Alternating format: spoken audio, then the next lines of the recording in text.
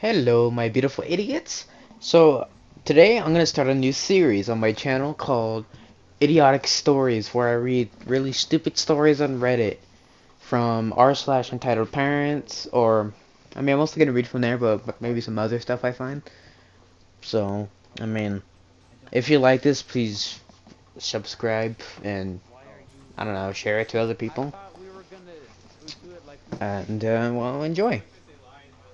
So, the first story here is called Entitled Mother Could Have Killed Me and Still Acts Like She's the Victim. Okay. Though, please excuse my any grammatical errors. I am German I'm posting on mobile. Okay. For context, I was born without a thyroid and have been on medication for my entire life. I also suffer from mental health issues, IBS, and have some other problems. Well, I thought my situation in home life was pretty normal until I talked about certain things to my friends and therapists.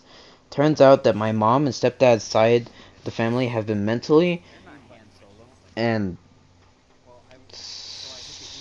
word abusing me. I was admitted to a mental hospital at the age of 16 in this family.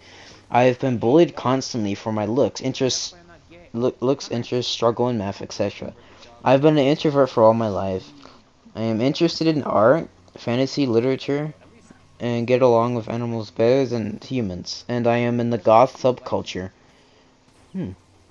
My mom was very self-centered. Even with my therapist, I told her that I tried. Wait, what? Even with my, even when my therapist told her that I tried to enliven, she made it all about her and seriously yelled, "How could you do this to me?" I'm not gonna scream. I don't want to. Anyway, I have to give a huge shout out to my amazing dad and my therapist for helping me through all this stuff. Though I'm still struggling with my mental health, I'm now living with my dad and his girlfriend, who are doing everything to make me feel loved and protected. Now back to the actual story for today. Due to COVID, my mother missed out on taking me to my appointments with the endocrinologist, and I've been avoiding it for 2 years because I'm not sitting in this dirty hospital. What if I catch COVID? She was also jobless at the time. I usually have to go there for my usual checkups and blood tests every 6 months. Now, my normal doctor has been taking the blood samples and sending the results to my endocrinologist. My old endocrinologist had also retired, so when my new one saw my results, he was alerted immediately because thyroxine level was way too low. Because the doctor didn't know me yet, he sent a letter to my mom asking her to immediately make an appointment, but she refused. So he did the only thing in his power, giving me a prescription for a different dose of medication. I was under the impression that my levels would even out and everything would be fine. Until the doctors at the mental hospital took a blood sample and were shocked at the results. My thyroxine level was all over the place. At this point, my endocrinologist also sent a letter to my mom giving her one last chance to take me to the hospital or else they wouldn't be able to treat me any longer. My entitled mother only rolled her eyes and called my dad up to take the day off because she didn't have time, quote unquote. My amazing dad was still a truck driver who had been gone for the entire week at this point and had to take several days off, but didn't have a problem with that. Fast forward to the appointment, I was informed that the dose they had given me was way off because, well, the doctors had, or the doctor, had never seen me before. If this is left untreated, you can fall into a coma and even die? My dad was so mad at her after the appointment, he made sure I was okay and we got some McDonald's on the way home while listening to Sisters of Mercy. Luckily, I'm much better now. Medication has been sent back to the right dose. I'm living in a loving household and my amazing girlfriend supports me through everything. I have several more stories about my mother's stepfather and their families, so if you would like to hear more, just say the word. Jeez, bro. Okay, that was interesting. Okay, so this is the second story. Entitled Mother Thinks She Owns the Dog Park. Okay. My mom and I have been going to the dog park nearly every day for the past few months since we've had a little 9-month old puppy. I'm sorry, I can't speak today. We've made quite a few friends there, and everyone knows our pup is very friendly and jumps when she gets excited. Also, the dog park is for people 12 and up.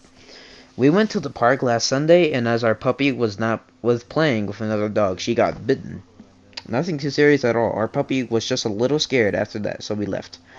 The owner of the dog didn't apologize or say anything about it, since our puppy was fine, just a little shaken up. We didn't think to confront or report it as it wasn't a big deal. The next day, we bring our pup back to the park and see a few friends, an entitled mother, and her son, and her dog. Our pup is friendly to everyone and got a bit overexcited and jumped on the kid. The kid was okay, just a small mark on his chin, but he made no fuss. Entitled mother came storming over to my mom and myself. Okay, interaction. Entitled mother, your dog bit my son.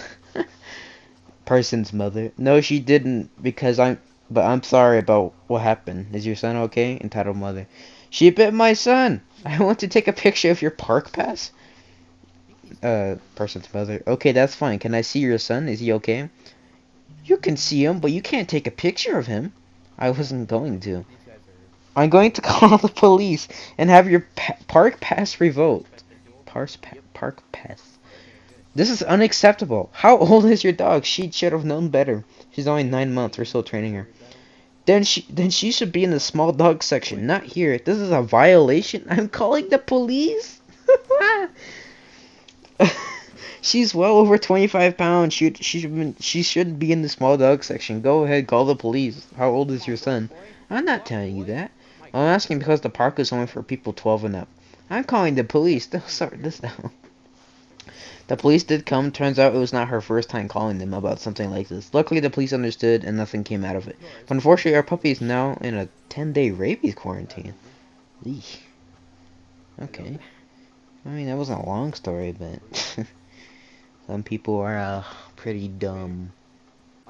So this is going to be the third and final story. My friend's service dog is apparently her dad's now. Just a short one, and it's not detailed, but I need to hear this. Okay, so I have this friend I've known for ages. Her dad's always been a bit strange and antisocial. He hardly ever leaves the house, and he won't let anyone in the kitchen when he's around. So last week, my friend finally got an emotional service dog. She'd been supposed to be getting one for months, but it got postponed. The dog is adorable and gentle, but for her identity, excuse me. But for identity privacy, I won't name her. Since then, her entitled dad has been buying extra stuff for the dog and acting like she's his, barely letting his daughter near her. What the heck? Even though the dog belongs to her, my friend is a even though the dog belongs to her. My friend is a writer and it's stressing her out so much she's not even able to write for her online course. Apparently, the entitled dad just gets so angry about the fact that the dog isn't his. Huh. The dog is actually becoming detrimental to my friend's emotional health, when the whole point of her was to keep her calm and take her out of stressful situations.